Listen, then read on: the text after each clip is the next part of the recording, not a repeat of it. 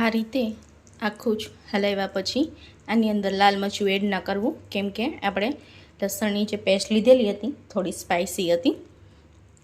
So friends, આ રીતે આપણું આ ક્વિક અને ઇઝી અને ફાસ્ટ આપણું આ તુરિયા અને કાચા કેળાનું સબ્જી ભાખરી, થેપલું, પરોઠું અથવા તો રોટલી જોડે પણ તમે ખાઈ શકો છો. ઇઝી અને ક્વિક આપણી આ રેસીપી બનીને તૈયાર છે. હજુ પણ તમારે આમાં કંઈ જાણવું હોય તો મને કમેન્ટ બોક્સમાં કમેન્ટ કરીને જરૂરથી જણાવજો. લાઇક, શેર અને સબસ્ક્રાઈબ કરવાનું ભૂલતા નહીં. સબસ્ક્રાઈબર અને વ્યૂઅર્સ એને મારી વિનંતી છે કે પ્લીઝ મને કમેન્ટ કરીને જણાવો કે મારી રેસીપી તમને કેવી લાગી છે. અને મને બનાવતા તો આવડે છે ને. ઘણા લોકોનું કહેવું છે કે તમને તો બનાવતા પહેલાં શીખો પછી તમે બનાવો. તો તમારું શું કહેવું છે? ખરેખર મારે જરૂર છે પહેલાં શીખવાની, કે હું તમને જે શીખવાડું છું એ રાઈટ જ છે? તો કમેન્ટમાં મને જરૂરથી જણાવજો.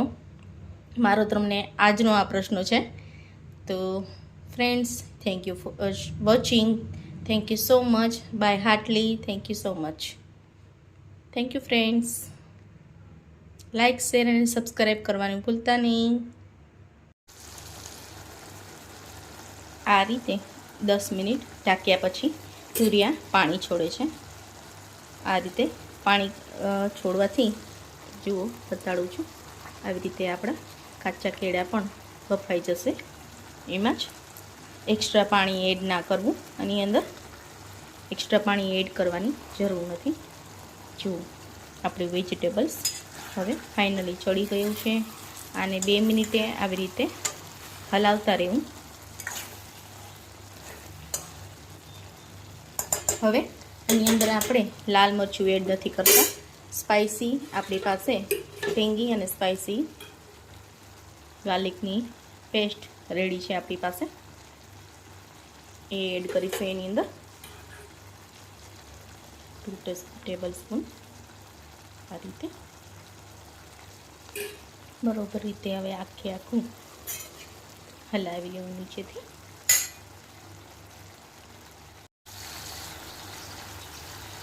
આની અંદર મસાલા એડ કરીશું. તો આપણે હવે આવી રીતે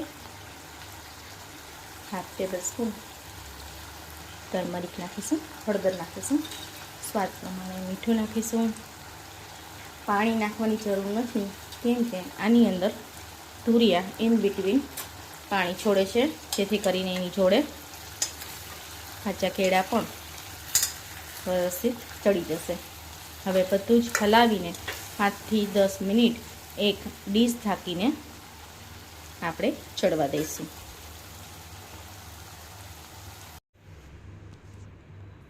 હેલો ફ્રેન્ડ્સ, કેમ છો? મજામાં? સહી છોરાના જય જિનેન્દ્ર. હવે આજે આપણે એક અલગ ટાઈપની તુરિયાની સબ્જી છે, પણ એને કઈ રીતે અલગથી બનાવશું એ આપણે ચાલો ઝડપથી જોઈ લઈએ અને શીખી પણ લઈએ. હવે અલગ એમાં શું છે? તુરિયા તો લીધેલા જ છે. આવી રીતે તુરિયાને લોંગ આવી રીતે મોટા કટ કરેલા છે, આવા લાંબા પીસ કરેવા. અને બીજી વસ્તુ એની ભેગી જો તમને ખબર પડે તો આ શું હશે, ખ્યાલ છે તમને? તો ચાલો હું જ જણાવી દઉં. આઈ થિંક ગૃહિણીઓને તો ખબર જ હશે કે આ શું હશે. આ છે કાચા કેળા. કાચા કેળાને આવી રીતે લાંબા પીસ ટુકડા કરી લેવા. કાચા કેળા વિથ આપણે તુરિયાની સબ્જી બનાવવા જઈ રહ્યા છીએ. આપ જોઈ શકો છો, બંનેનું સેમ જ કરવું, સેમ પીસ બેવના કરવા. હવે તેલને આવી રીતે 2 થી 3 ચમચી તેલને પ્રીહીટ કરવામાં મૂકી દીધું છે. ચોપ કરેલા અનિયન અને ટામેટાં લીધેલા છે. ગાર્લિકની આપણે અહીંયા પેસ્ટ લઈશું. તેલ આવી જાય એટલે એની અંદર હું આવી રીતે સોતે કરવા માટે અનિયન અને ટામેટાં નાખી દઈશ.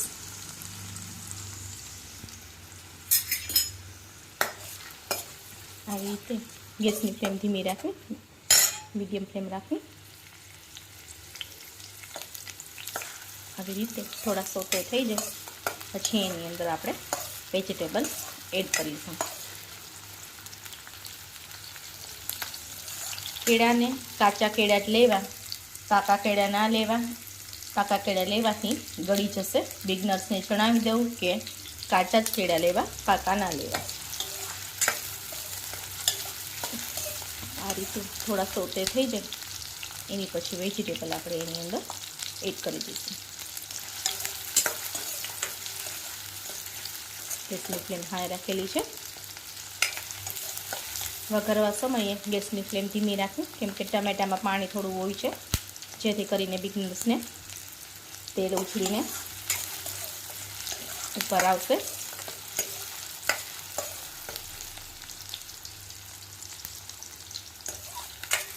આ રીતે આછું ગુલાબી રંગનું થાય ત્યાં સુધી આપણે એને સોતે કરીશું.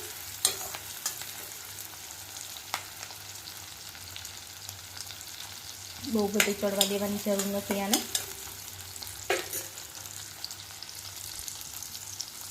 થોડું ફ્રાય થઈ ગયું છે. હવે એને આપણે વેજીટેબલ એડ કરીશું ધીમે ધીમે. આ રીતે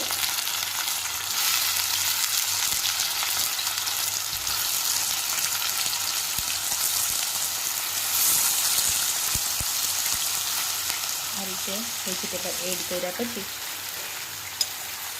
બરાબર હલાવી લઉં.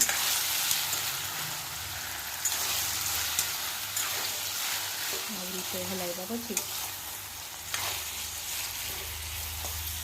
ગાર્લિકની પેસ્ટ આપણે લાસ્ટમાં એડ કરીશું.